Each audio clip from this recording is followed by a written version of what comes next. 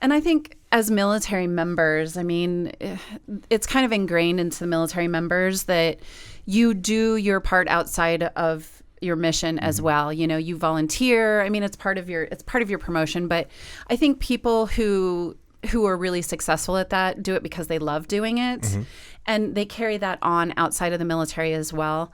And I think that was a big thing for us was being involved in our community and learning about our community by getting out there and meeting people. You know, where can we fill holes that you know that need to be filled? You know, how can we do that? Where are we going to make the most difference? What's been some of your favorite things you've done with us? Well, we love CAF. CAF has a soft spot in our heart. Challenge Athletes Foundation. Yeah. Sorry. No, you're good. Because we volunteered for CAF in San Diego, and we loved it there. And then we've done several events here, and it's kind of a soft spot for us. And what's been a good moment with CAF? What's your most memorable? I love seeing the kids' faces. Oh my goodness. I love seeing the kids like live their best life. They're out there killing it and smiling without and happy. an ounce of sympathy for themselves. No. Well, and specifically with CAF mission, we always volunteer. They do a ton of camps, like para-tri camps, and Mission 43 in the engagement side Dan leads up is always coming out there to volunteer. So that's the connection what you guys are jumping in on. Because it's mutually beneficial for people like us as veterans to be, useful in some way to a lot of these truly I found amazing it to athletes. be that I'm super useful with, and it's funny with the CAF events in the Navy. Like you said, we walk on the bottom. You wear this giant thing. Everybody's seen the Men of Honor movie. What you're told is there's two tenders with the diver, and obviously the diver has heavy boots on and this thing and can't see really well, and you get screamed at and screamed at and screamed at. If they go down, you damn well better be under them. You do not let the diver fall. And now years later, and I haven't tended on a dive in a very long time, and I came to the CAF event where they went to the skate park, and I showed up, and I have no real idea what's going to be going on, and Gia's going to have to help me here because I'm horrible with names. But they gave me this little girl, and they bring her up, and she's in her wheelchair, and the instruction was, she has brittle bone disease, don't let her fall. Oh my gosh. And I was like, sweet, this is my job. And this is not any skate park. No. It is road skate park here. Yeah, No, I did. It's no joke. I had to dive under her on one of them because she went up a ramp and she was fearless. She was fantastic. Fearless and awesome. And to the point of volunteering and why we do these things. Is was one of the most this filling some of that things. purpose you were talking about? Absolutely. Absolutely. And it's inspirational.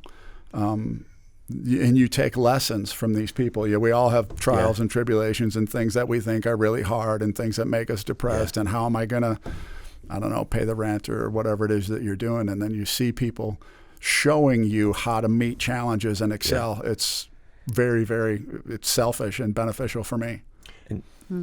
And Gia, I saw you swim with Scotty Smiley. Yeah. What was that experience like? Scotty's blind, by the way, for the listeners. It was so much fun. Yeah. And thank you, by the way, for giving me that opportunity that day. I was a competitive swimmer as a kid and have continued to swim. It's kind of my physical activity of choice. And so being able to swim with Scotty that day, there was a little bit of a learning curve for me in how to guide him, so that he got the best experience as well.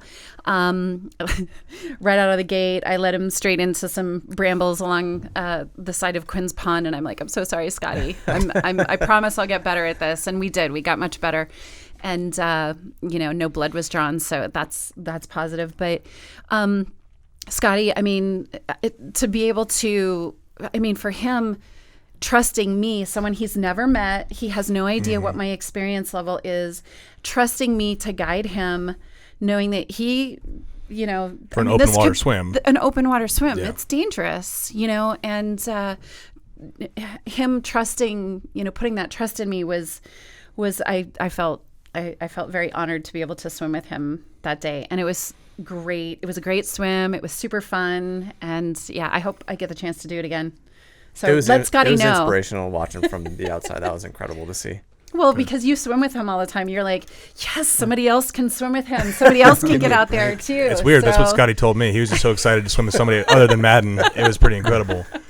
Hey, we hope that people, if you're listening to this, watching this, like, subscribe to our YouTube channel, is Mission 43, to hear more of these inspirational stories. But honestly, the reason why I wanted you guys to come here, like, I consider you friends, but I wanted to highlight how, honestly, you're killing this transition thing. Like, especially, like, as parents, because, you know, as spouses, as a couple, like, there's no reason you don't have to come to any of our events, like our Mission 43 events or Aaron Butler Memorial Foundation events, but you guys do all the time, and you become really meaningful pieces of these organizations. But, like, you have hobbies. Like, what is your secret sauce? Like, you build stuff. You started, like, a small LLC and built, now it's an Airbnb at your house or outbuilding. You are an artist. Like, and by the way, your parents, really involved parents. Like, what is it that gets giving you this purpose? Because a lot of us struggle with transition, and you guys, as a family, as a couple, seem to be just rocking.